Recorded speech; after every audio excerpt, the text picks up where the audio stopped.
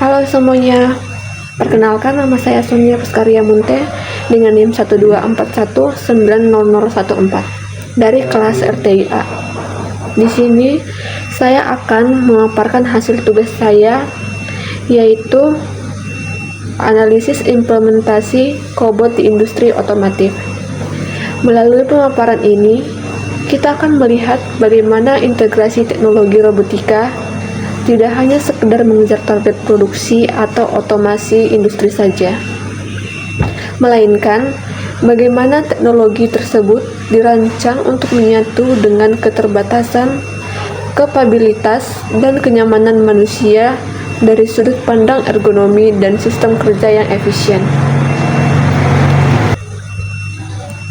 Sebelum masuk ke studi kasus di industri otomotif, terlebih dahulu, mengenai dasar dari teknologi ini, apa yang membedakan kobot dengan robot industri biasa? Dalam dunia teknik industri, kita mengenal robot manufaktur konvensional sebagai mesin besar yang bergerak cepat dan memiliki tenaga tinggi. Karena tingkat risikonya besar, robot tradisional biasanya harus ditempatkan dalam pagar pengaman atau area isolasi khusus. Jika manusia memasuki area tersebut, sistem robot akan berhenti otomatis demi alasan keselamatan kerja. Kemudian muncul inovasi yang disebut kobot atau kolaboratif robot. Sesuai namanya, konsep utama dari kobot adalah kolaborasi. Robot ini dirancang agar dapat bekerja berdampingan secara langsung dengan manusia tanpa pagar pembatas fisik.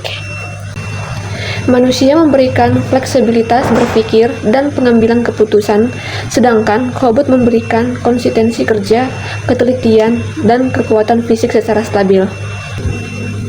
Slide selanjutnya ada aplikasi nyata di industri otomotif. Salah satu implementasi nyata kobot di industri otomotif kerja dapat ditemukan pada proses dashboard assembly integration atau proses pemasangan dashboard mobil. Mengapa bagian ini cukup kompleks? Karena dashboard mobil modern memiliki banyak komponen elektronik, komponen estetika yang mudah rusak, serta membutuhkan presisi tinggi saat pemasangan baut. Pada stasiun kerja ini digunakan kobot tipe articulate 6-axis, yaitu robot lengan dengan 6 sumbu gerak yang menyerupai fleksibilitas lengan manusia. Kolaborasi kerja antara manusia dan robot berlangsung melalui 3 aspek utama. Pertama ada hybrid task. Operator manusia bertugas mengatur kabel dan memasang soket elektronik yang membutuhkan ketelitian dan sensitivitas tangan manusia. Selain itu, kobot mengambil alih pekerjaan repetitif seperti mengambil baut dan mengencangkan skrup dengan presisi tinggi. Dan yang kedua itu ada precision, di mana manusia dapat mengalami kelelahan ketika melakukan pekerjaan berulang dalam waktu lama. Hal ini bisa menyebabkan baut terlalu longgar atau terlalu kencang.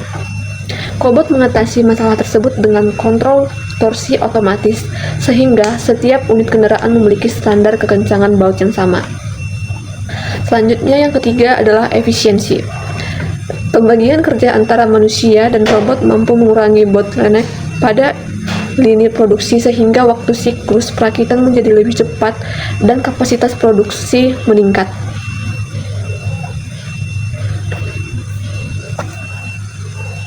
Nah, pada slide keempat, yaitu keuntungan strategis. Dari implementasi tersebut, terdapat 3 keuntungan strategi utama. Pertama, ada vanceless service atau efisiensi ruang kerja.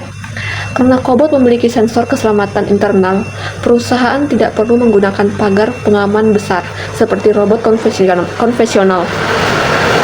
Hari ini mampu menghemat uang produksi dan membuat tata letak pabrik menjadi lebih fleksibel. Dan yang kedua, ada rapid deployment atau fleksibilitas lini produksi. Kobot sangat mudah diprogram ulang menggunakan metode hand guiding. Operator cukup menggerakkan lengan robot secara manual ke posisi baru dan menyimpan gerakan tersebut ke sistem. Hal ini membuat proses pergantian model kendaraan menjadi lebih cepat. Dan yang ketiga adalah konsistensi atau konsistensi kualitas. Kobot mampu menjaga hasil kerja tetap stabil dan identik dari awal hingga akhir proses produksi, sehingga kualitas produk lebih terjamin. Selanjutnya, ada tantangan implementasi. Selain memiliki banyak keuntungan, implementasi kobot juga memiliki beberapa tantangan. Tantangan yang pertama adalah batasan teknis. Demi alasan keselamatan manusia, kecepatan gerak kobot sengaja dibatasi sehingga secara individual kecepatannya lebih lambat dibanding robot industri konvensional. Selain itu, kobot memiliki batas payload atau kapasitas angkat yang terbatas sehingga tidak cocok untuk mengangkat komponen yang sangat berat seperti mesin mobil. Dan yang kedua adalah kompleksitas resiko. Walaupun tidak menggunakan pagar pembatas, perusahaan tetap wajib melakukan risk assessment secara detail setiap kali ada perubahan alat, perubahan tata letak, atau perubahan proses kerja. Hal ini penting untuk memastikan interaksi manusia dan robot tetap aman. Dan yang keenam itu ada standar internasional. Untuk memastikan penggunaan kobot tetap aman dan sesuai regulasi industri, terdapat beberapa standar internasional yang harus dipenuhi. Yang pertama itu adalah ISO 10218 bagian 1 dan 2. Standar ini mengatur keamanan robot industri secara umum, mulai dari desain robot hingga integrasi sistem di dalam pabrik. Kedua adalah ISO atau TS 15066. Standar ini secara khusus mengatur kolaboratif robot atau kobot, termasuk batas gaya dan tekanan yang aman bagi tubuh manusia. Dan yang ketiga adalah ISO 13849-1. Standar ini berfokus pada sistem kontrol keselamatan seperti sensor pendeteksi tabrakan dan sistem pemutus daya otomatis. Kemudian, slide selanjutnya ada analisis ergonomi dan human control system. Jika dilihat dari perspektif ergonomi dan sistem kerja, tujuan utama penggunaan kobot sebenarnya bukan menggantikan manusia, melainkan menciptakan sistem kerja yang lebih manusiawi.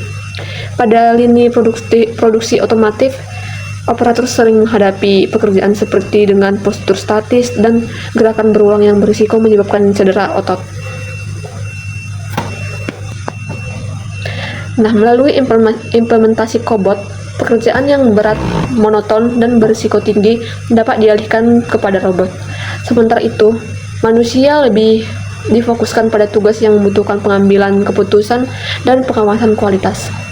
Konsep ini dikenal sebagai Human Controlled Automation, yaitu sistem otomatisasi yang tetap menetapkan manusia sebagai pusat dari sistem kerja.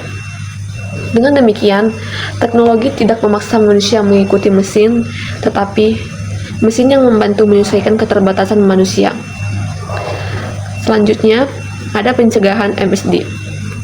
Salah satu masalah utama pada pekerjaan perakitan manual adalah tingginya risiko musculoskeletal disorders atau MSDS. Pekerja seringkali harus membungkuk, menjangkau terlalu jauh, dan mempertahankan posisi tubuh tertentu dengan waktu lama. Disinilah kobot berperan sebagai pelindung fisik bagi operator. Karena jika dilakukan terus-menerus selama jam kerja penuh, kondisi ini dapat menyebabkan gangguan otot dan sendi. Kobot mengambil alih gerakan yang repetitif, dan tidak ergonomis sehingga manusia dapat bekerja dengan posisi tubuh yang lebih sehat dan nyaman. Implementasi ini terbukti mampu menurunkan risiko MSDS secara signifikan sekaligus meningkatkan produktivitas kerja. Kemudian, ada faktor kognitif dan mental. Ergonomi tidak hanya membahas fisik manusia, tetapi juga aspek mental dan psikologis. Pekerjaan monoton seperti mengencangkan ratusan baut setiap hari dapat menimbulkan kelelahan mental dan menurunkan konsentrasi operator. Dengan adanya kobot, tugas monoton tersebut dapat dialihkan kepada robot sehingga operator lebih fokus pada inspeksi kualitas dan pengawasan proses.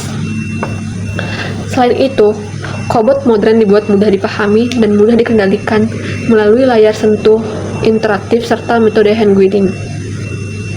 Kobot juga dirancang dengan bentuk yang lebih ramah, gerakan yang stabil, dan kecepatan yang dapat diprediksi sehingga menciptakan rasa aman bagi operator.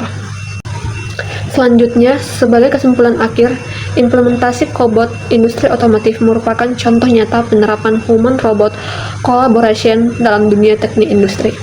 Kobot membuktikan bahwa perkembangan teknologi tidak selalu menggantikan manusia, melainkan membantu mengurangi risiko kerja dan meningkatkan efisiensi sistem produksi. Melalui pendekatan ergonomi fisik dan ergonomi kognitif, kolaborasi antara manusia dan robot mampu menciptakan lingkungan kerja yang lebih aman, nyaman, produktif, dan modern.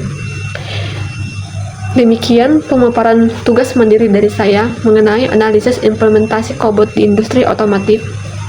Terima kasih.